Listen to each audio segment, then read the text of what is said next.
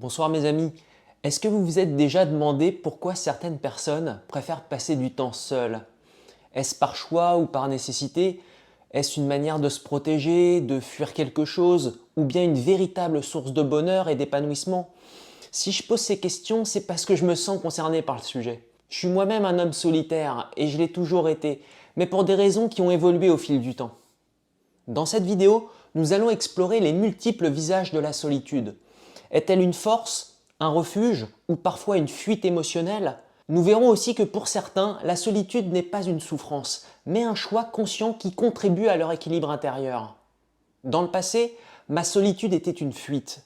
Je me sentais mal dans ma peau, enfermé dans une jeunesse où mon épanouissement en tant qu'homme était bridé. J'en parle souvent sur cette chaîne, mais à l'époque, ma solitude était ma manière d'éviter les relations sociales parce qu'elle ravivait un profond malaise. Ce n'étaient pas les autres que je craignais, mais leur regard sur moi, un miroir de mon propre jugement négatif. J'étais rarement à l'aise avec les gens. Aujourd'hui, ma solitude est tout autre. Entre-temps, j'ai appris à me connaître, à apprécier mes forces et à accepter mes faiblesses, tout ce qui me rend unique. Être seul est devenu un plaisir, nourri par une paix intérieure que j'ai construite au fil des ans. Ça ne m'empêche pas de cultiver des relations saines avec les quelques amis que j'ai, des relations basées sur l'estime mutuelle et l'envie d'avancer ensemble, sans combler un vide émotionnel. La solitude peut être bien plus qu'un simple isolement. Pour certaines personnes, elle est un choix conscient, une manière de cultiver un équilibre intérieur et de se recentrer sur soi-même. Ces personnes ne fuient pas les autres, mais privilégient leur propre compagnie, trouvant dans ces moments un espace de calme, de réflexion et d'introspection qui nourrit leur bien-être. Ces solitaires apprécient les moments qu'ils passent seuls, car ils leur permettent d'écouter leurs émotions, de mieux se connaître et de savourer une paix intérieure. Leur solitude n'est pas un isolement forcé, mais une manière d'être en harmonie avec leurs besoins et leurs envies. Ce rapport apaisé à la solitude leur permet aussi de cultiver des relations profondément authentiques. Les personnes solitaires ne cherchent pas à multiplier les interactions, mais préfèrent consacrer leur énergie à des liens basés sur le respect et la compréhension mutuelle. Elles choisissent leurs relations avec discernement, en privilégiant celles qui enrichissent leur vie et en s'éloignant de celles qui pourraient être toxiques ou pesantes. Cependant, la solitude n'est pas toujours vécue comme un choix aligné avec un besoin d'équilibre. Elle peut parfois devenir un refuge face à des douleurs émotionnelles, face à des blessures passées et même récentes. Pour certaines personnes, marquées par des expériences relationnelles difficiles, s'isoler devient une manière de se protéger, de bâtir un rempart contre une douleur qu'elles ne se sentent pas prêtes à affronter. Par exemple, une personne fonctionnant avec un attachement anxieux ou ayant vécu des ruptures répétées peut éviter les relations proches, craignant que s'attacher à nouveau ne fasse ressurgir une souffrance profonde liée à l'abandon ou au rejet. Dans ces cas, la solitude se transforme davantage en mécanisme de défense qu'en véritable espace de ressourcement. Bien que ce type de solitude puisse offrir un sentiment temporaire de sécurité, ce type de solitude peut également limiter les opportunités de guérison et de croissance que des interactions humaines sincères pourraient apporter. À long terme, cet isolement risque de renforcer les peurs et d'éloigner la personne des expériences nécessaires pour surmonter ses blessures. Ainsi, il est essentiel de reconnaître que la solitude a plusieurs visages. Une source d'apaisement et de découverte de soi pour certains, mais aussi un refuge protecteur face à des vulnérabilités pour d'autres. Comprendre ces nuances permet de mieux appréhender les motivations et les besoins des personnes solitaires. Il existe des centaines de raisons à la solitude. C'est une caractéristique qui doit être étudiée chez chacun au cas par cas.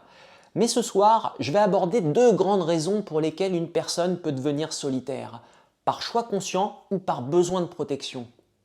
Certaines personnes choisissent la solitude parce qu'elles trouvent une paix et une harmonie dans leur propre compagnie. Elles aiment être seules, non pas par rejet des autres, mais parce qu'elles apprécient le calme et l'authenticité qu'elles ressentent avec elles-mêmes. Ces moments d'introspection leur permettent d'approfondir leur compréhension d'elles-mêmes et souvent d'exprimer leur créativité ou de nourrir leur passion. Les personnes solitaires ont souvent un cercle social restreint, car elles privilégient la qualité à la quantité. Elles savent discerner les relations qui les nourrissent émotionnellement et intellectuellement de celles qui pourraient être toxiques ou pesantes. Ce choix est motivé par une lucidité et un respect profond pour elles-mêmes, et non par une peur ou un besoin d'évitement. D'un autre côté, certaines personnes adoptent la solitude comme une stratégie de défense émotionnelle. Reprenons l'exemple des personnes souffrant d'un attachement anxieux.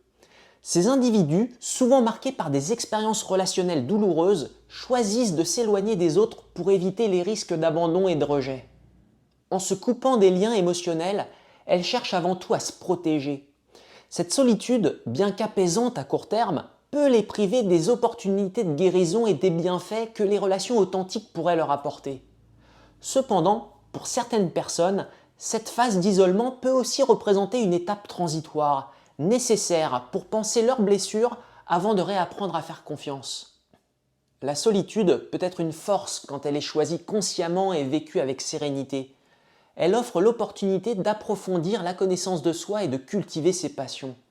Les moments de solitude permettent de réfléchir, de créer et d'explorer ses centres d'intérêt sans être distrait par les attentes extérieures ou les exigences du quotidien. Elle peut aussi être un moteur de créativité et d'innovation, offrant un espace propice à l'imagination et à la réflexion. La solitude favorise également des relations de qualité. Les personnes en harmonie avec elles-mêmes n'attendent pas des autres qu'ils comblent un vide émotionnel. Elles entrent dans des relations en étant déjà épanouies et équilibrées, ce qui leur permet de tisser des liens sincères, respectueux et authentiques. Cependant, quand elle est motivée par la peur ou devient excessive, la solitude peut parfois conduire à un isolement social profond. Certaines personnes, en s'éloignant des autres pour se protéger, risquent de se priver des bienfaits des interactions humaines et des expériences qui pourraient les aider à guérir et à grandir. D'un point de vue psychologique, tout est une question d'équilibre.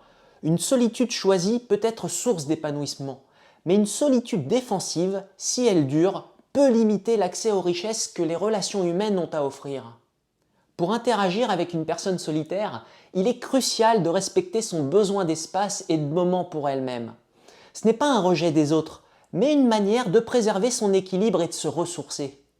Ça ne veut pas dire qu'elle n'apprécie pas les relations. Bien au contraire, les personnes solitaires privilégient souvent les échanges sincères et profonds. Soyez donc attentifs à la qualité de vos interactions. Ne cherchez pas à les forcer à sortir de leur zone de confort ou à créer des liens superficiels, car elles perçoivent facilement ce qui est motivé par l'intérêt plutôt que par l'authenticité. Les personnes solitaires sont en général perspicaces. Si vous remarquez qu'une personne solitaire s'éloigne ou évite toute proximité émotionnelle, ça peut indiquer qu'elle utilise l'isolement comme une protection face à des blessures récentes ou plus anciennes. Dans ce cas, la patience et la bienveillance sont vos meilleurs alliés.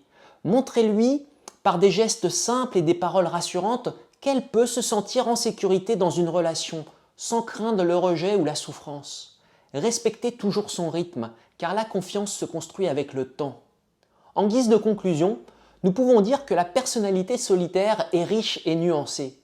Certaines personnes choisissent la solitude pour cultiver leur paix intérieure et leur bien-être, tandis que d'autres s'y réfugient pour se protéger de blessures présentes ou passées. Quelle qu'en soit la raison, la solitude peut devenir une force si elle permet de mieux se comprendre, de nouer des relations sincères et de vivre en harmonie avec soi-même. Et vous, est-ce que vous vous reconnaissez dans cette description? Ou connaissez-vous des personnes solitaires dans votre entourage? Comment percevez-vous leur manière de vivre la solitude? Partagez vos réflexions dans les commentaires. Je vous remercie d'avoir regardé cette vidéo jusqu'au bout. Si elle vous a plu, pensez à liker, à vous abonner et à activer la cloche pour ne manquer aucune de mes prochaines publications. Je vous souhaite de belles fêtes de fin d'année et je vous dis à très bientôt sur la chaîne.